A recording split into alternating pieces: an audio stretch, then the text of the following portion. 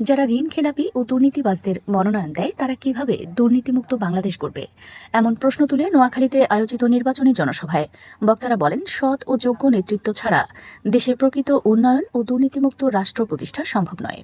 শুক্রবার দুপুরে নোয়াখালী জেলা স্কুল মাঠে বাংলাদেশ জামায়াতে ইসলামী নোয়াখালী জেলা আয়োজিত নির্বাচনী সমাবেশে এসব কথা বলেন নেতারা।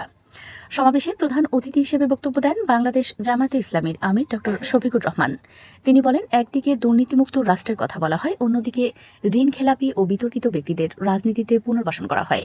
এই দ্বিচারিতা জনগণ আর মেনে নেবে না। তিনি আরও বলেন, ঋণ খেলাপি ও দুর্নীতিবাজদের রাজনীতিতে পুনর্বাসন মানে জনগণের সঙ্গে প্রতারণা করা। সৎ, যোগ্য ও আমানতদার নেতৃত্ব ছাড়া দেশে প্রকৃত উন্নয়ন সম্ভব নয়। বক্তারা আরও বলেন, যারা জুলাই যোদ্ধাদের সাথে গাদ্দারি করে তারা ভোট চাওয়ার অধিকার রাখে না।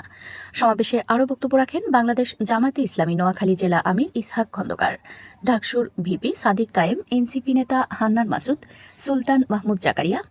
বক্তারা বলেন, আগামী দিনের রাজনীতিতে দুর্নীতিবাজ ও অনৈতিক নেতৃত্বকে প্রত্যাখ্যান করতে হবে। জনগণের ভোটেই সৎ নেতৃত্ব প্রতিষ্ঠা পাবে। সমাবেশ শেষে দেশ ও জাতির কল্যাণ কামনায় বিশেষ দোয়া করা হয়। এ সময় জামায়াতে ইসলামীর আমির ডক্টর শফিকুর রহমান নোয়াখালীবাসীর জন্য 6টি দাবি গ্রহণ করেন। দাবিগুলো হল নোয়াখালী বিভাগ ঘোষণা, নোয়াখালী সিটি কর্পোরেশন প্রতিষ্ঠা, সুবর্ণচরে পৌরসভা ঘোষণা, নদী ভাঙন রোধে কার্যকর ব্যবস্থা, ফেনী নদীতে ক্লোজার নির্মাণ, সোনাপুর থেকে চেয়ারম্যান ঘাট পর্যন্ত রেললাইন স্থাপন।